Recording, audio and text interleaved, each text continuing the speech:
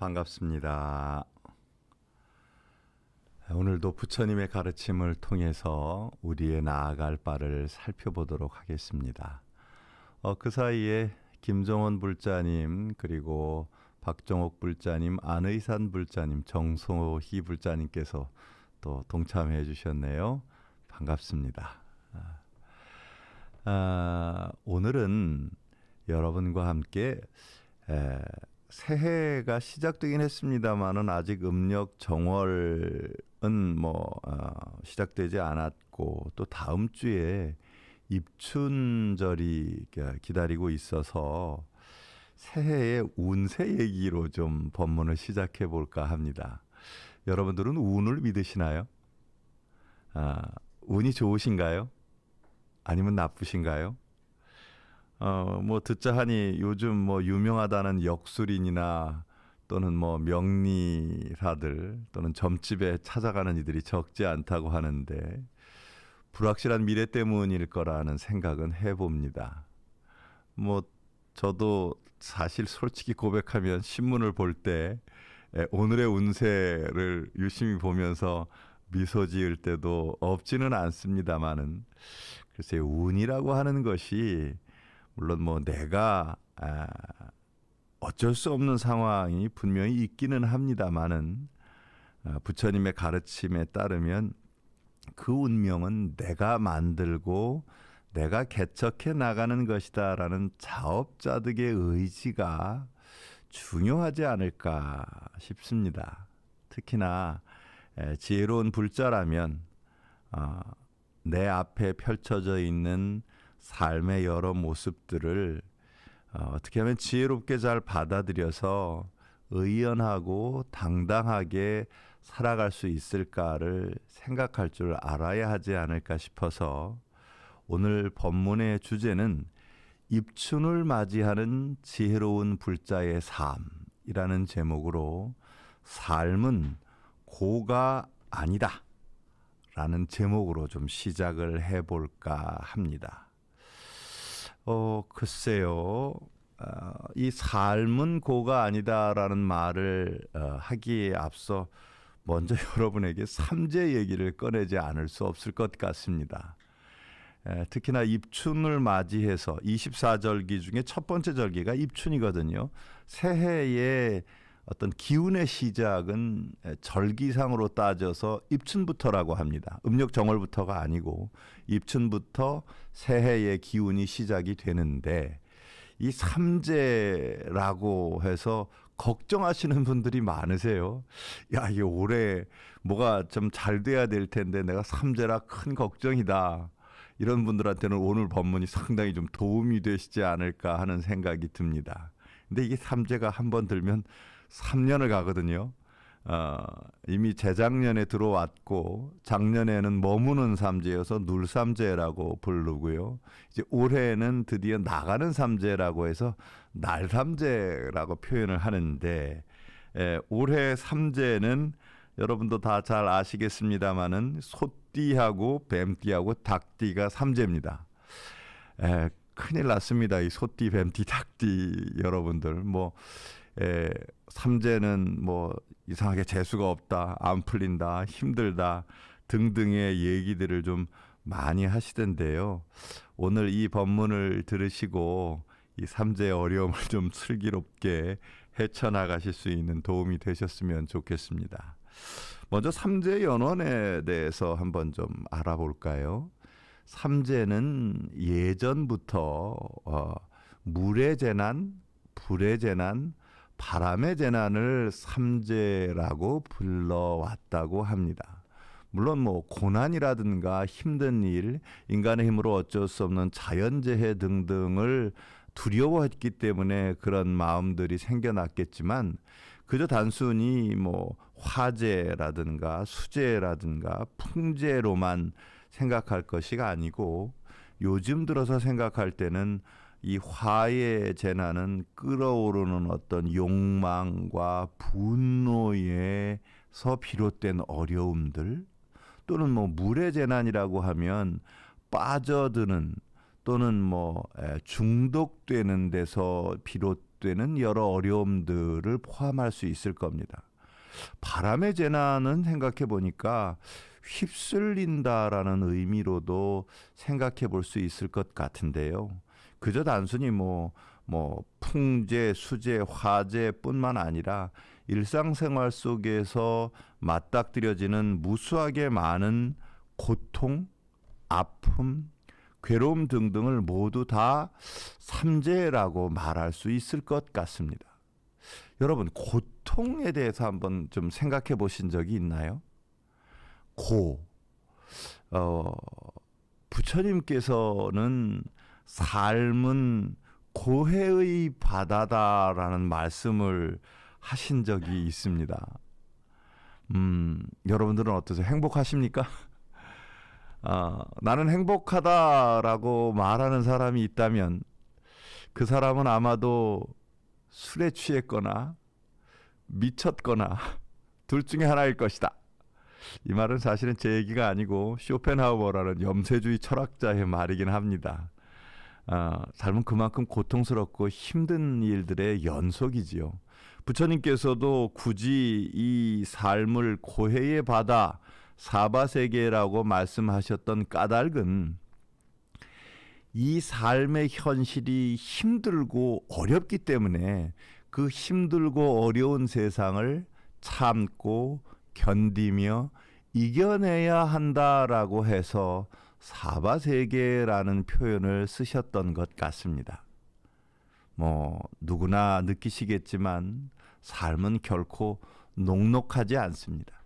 쉽고 편안하지 않습니다.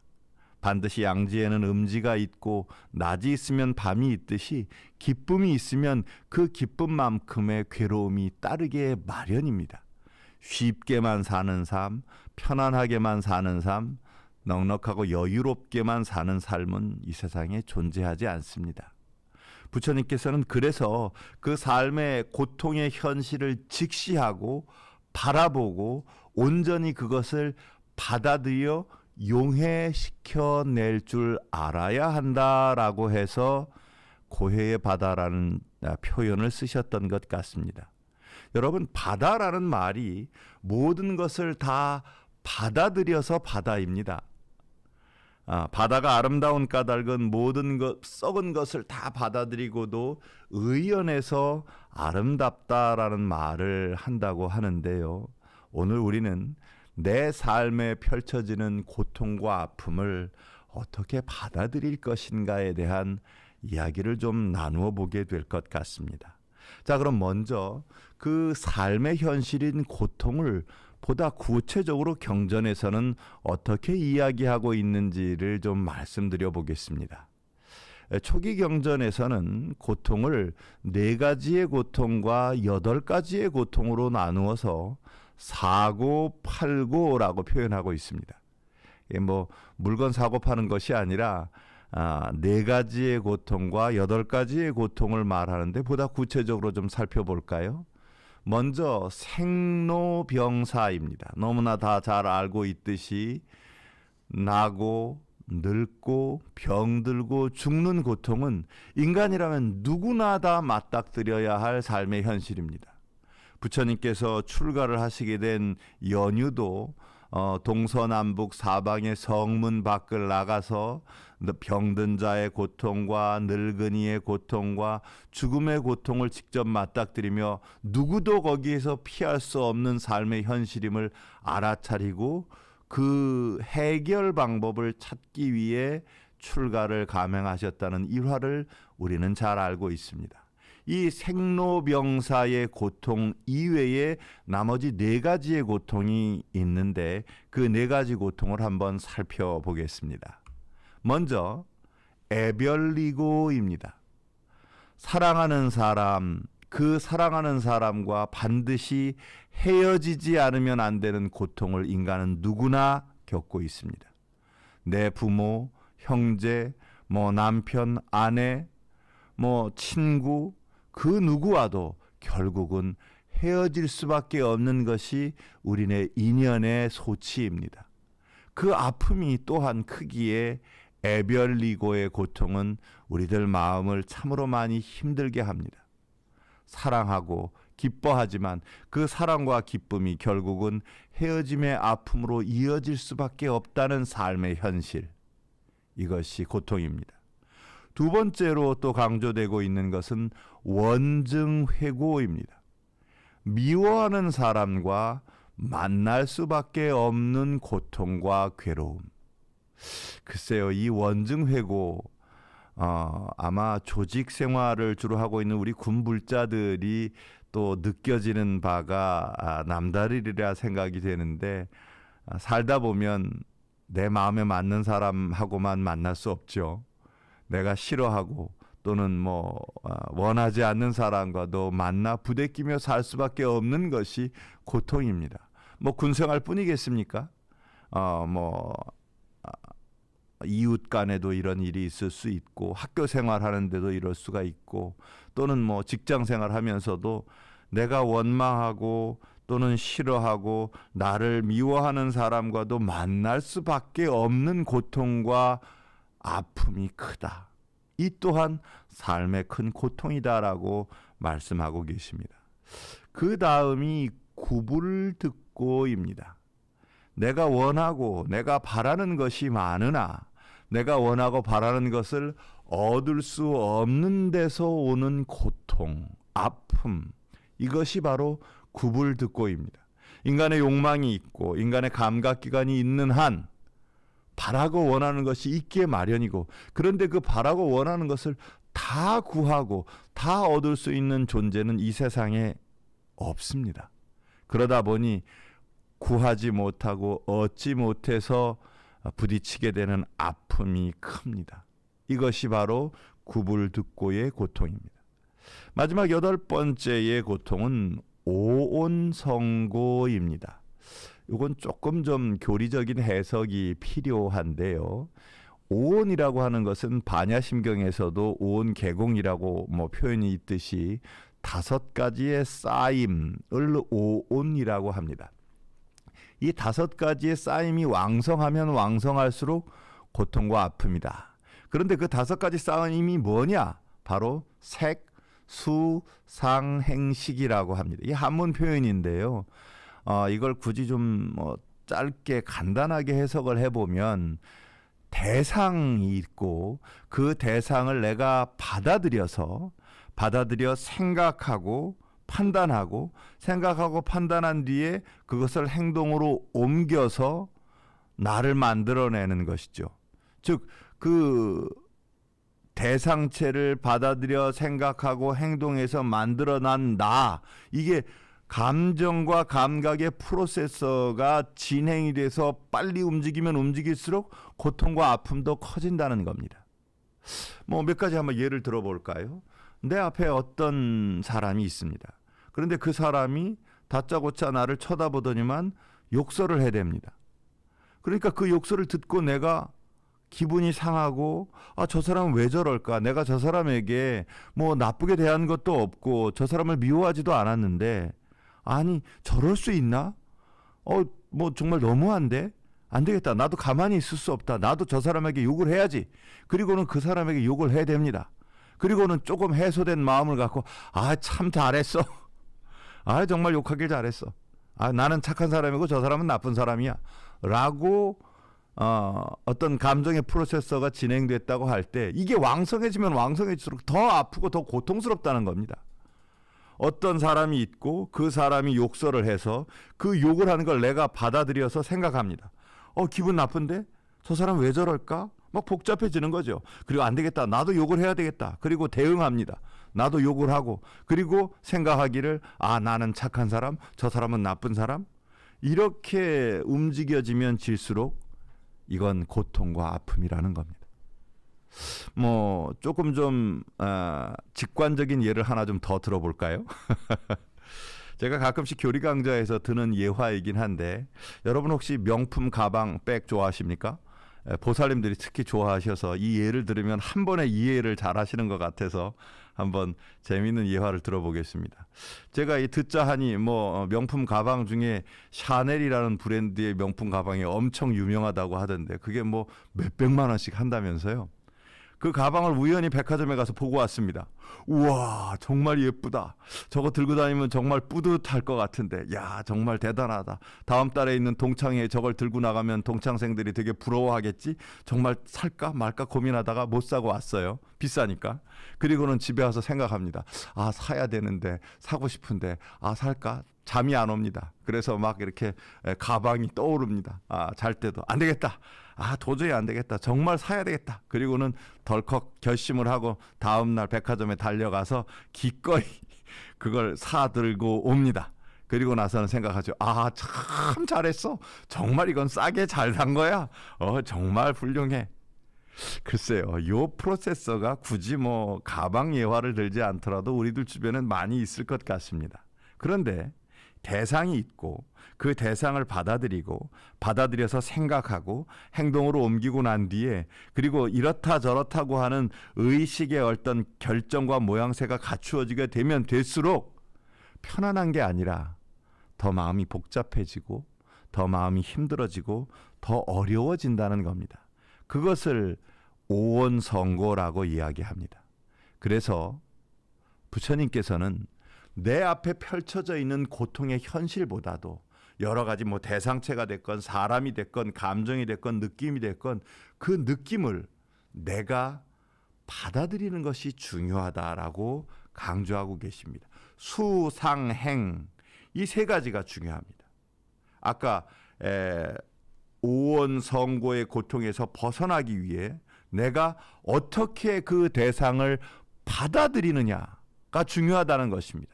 대상체가 중요한 것이 아니라 그것을 어떻게 받아들여서 어떻게 내가 생각하는가, 그리고 어떻게 생각한 뒤에 그것을 어떻게 행동하느냐에 따라서 바로 나라는 존재가 만들어지는 것입니다.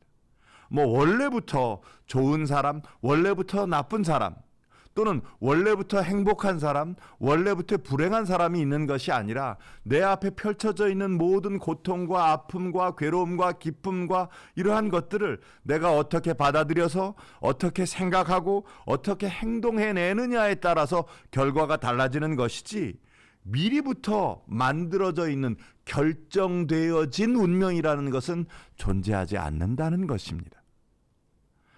한번 예를 하나 들어보겠습니다. 여러분 혹시 이 화면에 보여지는 이분에 대해서 들어보신 적이 있습니까? 세계 최초의 서예 크로키 분야를 창시한 석창우 화백입니다. 여러분 그림에서 보시다시피 이분은요, 놀랍게도 두 팔이 없는 장애인이십니다. 이른바 불구의 몸을 가지고 세계적인 예술가의 반열에 오르신 분입니다. 이분은 본디 전기 기술자셨다고 합니다. 그런데 고압선 수리를 하다가 그만 불의의 사고를 당해서 두 팔이 절단되는 큰 고통을 겪게 되십니다. 두 팔이 절단된 상황에서 세상에 대한 절망과 불평을 안고 살아가고 있다가 문득 이 화백의 초등학교 다니던 어린 자녀가 아빠가 두 팔을 잃었음에도 불구하고 아빠 그림 하나 그려주세요라는 말에 정신이 번쩍 들어서 내 딸에게 그림이라도 그려줄 줄 아는 아빠가 돼야 되겠다라는 마음으로 다시 출발을 하게 됩니다. 의수를 이용해 붓을 잡고 그 떨리는 손으로 서예 크로키라는 새로운 장르를 개발해낼 때까지 무수하게 많은 인고의 시간, 고통과 아픔의 시간이 있었지만 명인들을 찾아다니고 선생님들을 찾아다니며 배우고 학습한 끝에 마침내 이 석창우 화백은 전 세계 유수의 박물관과 미술관에서 앞다투어 그의 작품을 소장하고 싶어하고 그의 작품을 전시하고 싶어하는 정말 유명한 예술가, 아티스트가 됐습니다. 만약 이 석창우 화백이 그저 두 팔 잘린 장애인으로만 세상에 대한 원망과 불평으로 살아갔다면 오늘날의 그는 존재하지 않았을 것입니다. 고통의 현실이 있었지만 그 고통의 현실을 고통의 현실로만 받아들이지 않고 그걸 슬기롭게 뛰어넘었던 아주 좋은 예화가 아닐까 하는 생각이 듭니다. 또 다른 일화 하나를 좀 소개해 드릴까요? 여러분 혹시 이 나폴레옹이라는 인물 한번 생각해 보신 적이 있습니까? 내 사전엔 불가능이란 없다라는 유명한 말을 남긴 프랑스의 황제였고 서유럽 전체를 통일했었고 또는 어마어마한 업적을 남겨서 그가 이룬 업적에 대한 연구 서적이 공식적으로만 약 40만 권 정도의 책이 나왔다고 하는 놀라운 인물인데요. 글쎄요. 황제에 오르고 황제 자리에 오르고 전 유럽을 통일하고 정말 엄청난 업적을 세웠던 정치인이자 또는 전쟁 영웅이었던 이 나폴레옹 얼마나 많은 일을 이루었으면 내 사전엔 불가능이란 없다라는 말을 했을까요? 언뜻 생각할 때 부러움 없이 권력과 명예와 모든 것을 성취한 이 나폴레옹이라는 인물, 이 인물과 비견되는 또 다른 인물 하나를 좀 제가 소개해 드리겠습니다. 혹시 여러분 사진에 보여지는 이분을 알고 계십니까? 헬렌 켈러라는 분입니다. 미국의 작가이자 교육자이며 사회복지 사업가로 유명한 분인데요. 지금 사진으로는 잘 분별이 되지 않습니다만은 이 헬렌 켈러는 앞이 보이지 않는 맹인이었습니다. 귀도 들리지 않았습니다. 심지어 말도 할 수 없는 인물이었습니다. 어린 시절 그 장애와 고통 속에서 대단히 모난 성격으로 신경질적인 유년 시절을 보냈다고 합니다. 그런데 다행히도 셜리반이라고 하는 유명한 그 선생님을 만나게 되면서 그 선생님을 통해서 내가 비록 보이지 않고 들리지 않고 말할 수 없지만 내가 할 수 있는 일이 분명히 있고 또 그 일을 통해서 다른 이에게 기꺼이 봉사할 수 있다는 것을 깨닫고 그 길을 걸어가게 됩니다. 대학에 입학도 거절당했지만 최초로 여인의 몸으로 장애인의 몸으로 대학 학위를 받게 되고 그리고 그저 거기에 머물지 않고 글을 쓰게 되고 또 사회복지 사업을 크게 펼쳐서 정말 존경받는 위인으로서 널리 이름을 떨치게 되죠. 그런데 언뜻 생각해 보면 장애인을 삶으로써 결코 행복해 보이지 않았을 법했는데 이 헬렌 켈러는 인생의 만년에 자기의 삶을 돌이켜보며 내 인생을 돌이켜보니 행복하고 기쁘지 않았던 날이 없었다라고 회고했다고 합니다. 나폴레옹은 어땠을까요? 이 둘을 한번 비교해 보겠습니다. 헬렌 켈러는 그렇게 말했는데 나폴레옹은요, 황제 자리에 올랐었음에도 불구하고 돌이켜보니 나는 늘 불안했고 늘 두려웠고 늘 고통 속에 있었다. 정말 내 삶에 행복하고 기쁘고 편안했던 날은 며칠 되지 않았다라고 말했다고 합니다. 헬렌 켈러는 내 삶을 돌이켜보니 행복하고 기쁘지 않았던 날이 없었다라고 말했는데 오히려 나폴레옹은 내 삶에 행복하고 기쁜 날이 며칠 되지 않았다라고 말하는 이 둘의 삶의 극명한 대비는 내가 내 앞에 펼쳐져 있는 고통의 현실을 어떻게 받아들이고 어떻게 생각하고 어떻게 행동했느냐에 따라 결과가 달라진다는 사실을 극명하게 드러내고 있다고 저는 생각합니다.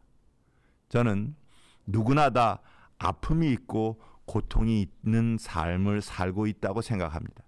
겉으로 보기에 웃는 사람일지라도 또 따로 만나 이야기해보면 그 나름대로의 아픔과 고통이 있게 마련입니다.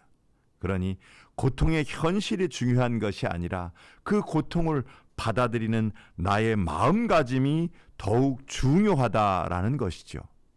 부처님께서는 일체유심조라고 하는 유명한 말씀을 남기셨습니다.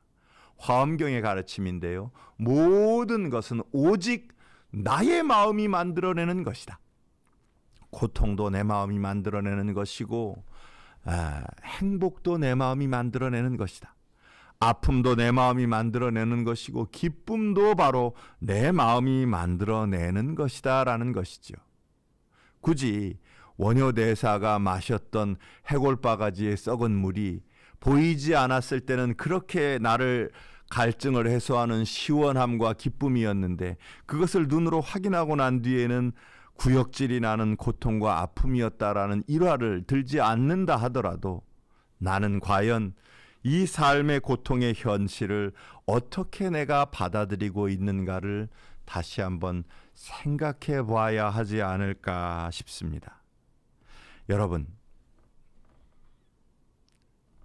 운의 나를 맡기기보다 또는 삼재의 고통 속에 걱정하고 불안해하기보다 지혜의 도량을 가꾸는 내 안에 갖추어져 있는 부처님의 성품을 키워내는 참된 불자가 될 수 있어야 합니다.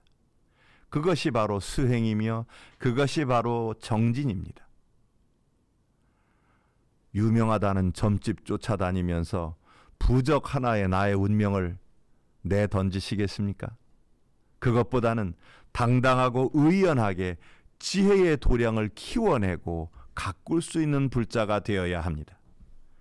여러분, 삼재에 휩쓸리기보다는 부처님을 내 마음에 모시고 의연하고 지혜롭게 살아가는 불제자가 되시기를 축원합니다.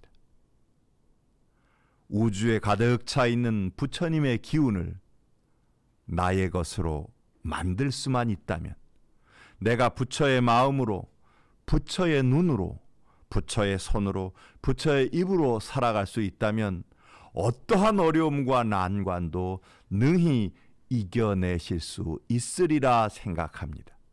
그것이 바로 불자의 모습이 아닐까 합니다.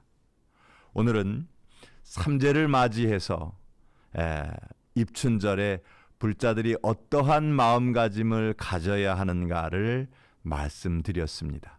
굳이 삼재에 해당되는 뱀띠, 닭띠, 소띠에만 해당되는 이야기는 아닐 것이라고 생각합니다. 여러분들 모두가 보다 의연하고 당당하고 지혜롭게 살아가기 위해 부처님의 가르침과 여러분의 삶이 둘로 나누어지지 아니하고 하나로 이어지기를 기원하며 오늘 법문에 가름하도록 하겠습니다. 여러분 성불하십시오. 그리고 지혜롭게 살아가시기를 축원합니다.